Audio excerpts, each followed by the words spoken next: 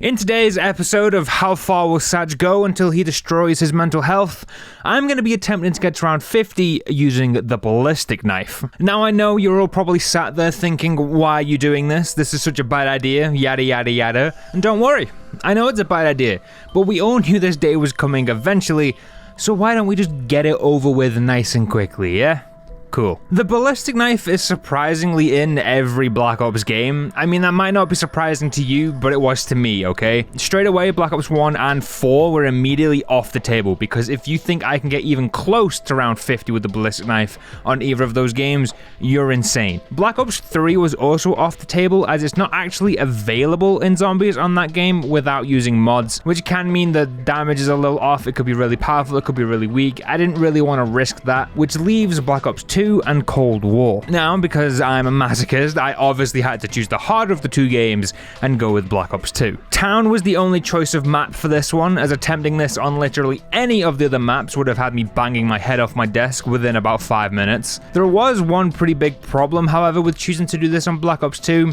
I can only get the Ballistic Knife from the box. If you've been around for a while, you know why this is such a big problem for me, and for those of you who haven't been around for as long, how do I put this? My box look sucks. It doesn't matter what the challenge is, my box look is some of the worst I have ever seen, and of course I have to pull the Ballistic Knife from the box on this game, so I basically just have to get to work grinding points and spinning the box. First couple of spins actually gave me some goodies, being the monkey bombs and the executioner.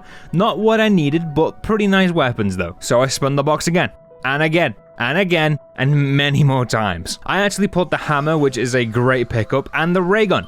Twice. How am I gonna pull the goddamn ray gun out of the box on 2 separate occasions before even getting a sniff of the Ballistic Knife? At this point, it was round 12, and I'm thinking if I don't get this by the end of this round, I'm restarting. But then I went down, and instead of restarting and trying to get the Ballistic Knife from the box, I just decided to say, F it, I'm done trying this on Black Ops 2, and I headed off for Cold War. And I know there'll be some people out there whining, ooh, Cold War isn't a challenge, and to that I say, go suck your mother.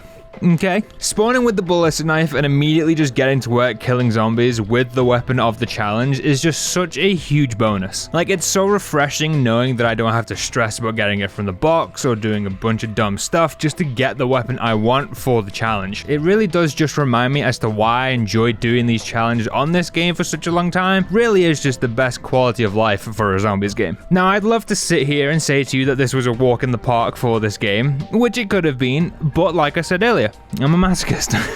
I'm also just a dumbass in this situation, as I decided to make life infinitely harder for myself for no real reason other than the fact that I can, by turning on the Rampage Inducer. This would usually be the first thing I turn on anyway with most challenges in this game, but not when I'm using the Ballistic Knife, you know? Yeah, but we're here now. I actually also end up taking a down 2 on round 7. I get very easily overwhelmed, and as I'm being beaten relentlessly by zombies, I have no momentum to run away, and I end up just taking a very preventable down. But it is what it is. With this down being on the board, I started moving through the map for perks, mainly Stamina Up and Jug, just so I can run away much easier and feel much safer when doing so. Before long, I had the Pack-a-Punch turned on, and our first Pack-a-Punch upgrade for the Ballistic Knife. This is where I thought the Ballistic Knife would shine, where it would turn out to be absolutely insane. But it just doesn't. All of the special weapons in Cold War have a chance to take ammo from the reserve, which is something that I'm sure a lot of people don't actually know about. The M79 grenade launcher is by far the best when it comes to this, as this can be permanently procced when using Ring of Fire with 1 round left in the magazine. I don't know if the other weapons in this class can also do this specific technique, as I've honestly never really tested it. The perk, shall we say, does work incredibly well with the other weapons, mainly due to the fact that at some point, when you pack a punch, all of the weapons again increase in magazine size. Yeah, with the Ballistic Knife, it's just kind of ass. For me at least anyway, 8-9 times out of 10, it just doesn't proc that perk, which I know isn't the end of the world, like first world problems and all that,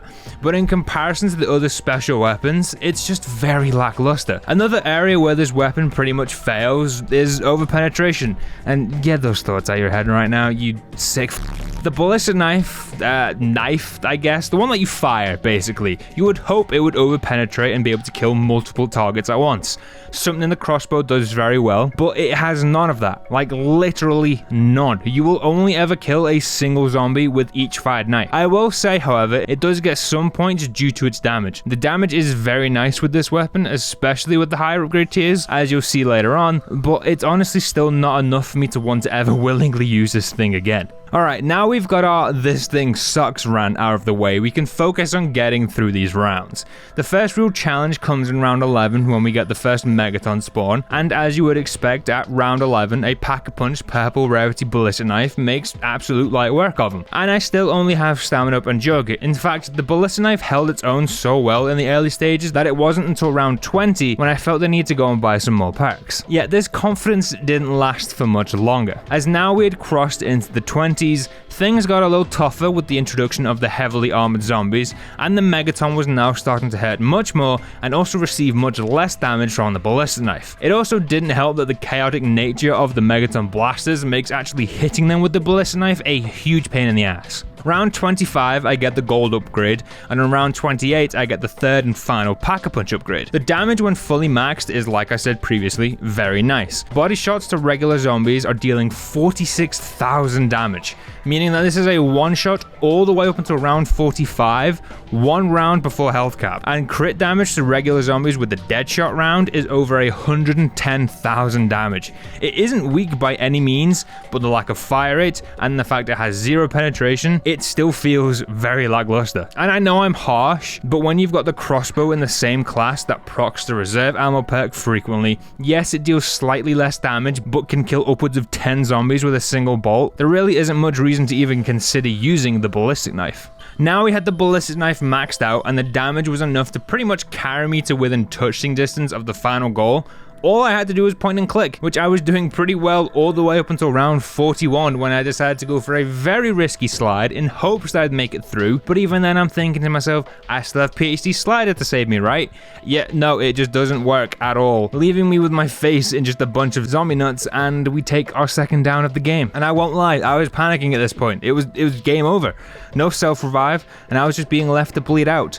Until out of left field, I miraculously get revived and we get to go again. Now, I was still panicking a little bit at this point, I won't lie. Round 41, Rampage Inducer active, no perks or self-revive, but luckily for me, I did have Tesla Storm charged. So I managed to buy myself a new self-revive and get all my perks back, and it was game on for the final 10 rounds. But I never make anything easy for myself, as on round 48, I end up taking another down, but this time I've got self-res, so I can get myself revived and we get our perks back with much less panicking this time. Still suck taking another down, but it is what it is. And then we finally managed to cross over into round 50. The challenge was finally coming to an end, we made it to round 50, now all I had to do was exfil.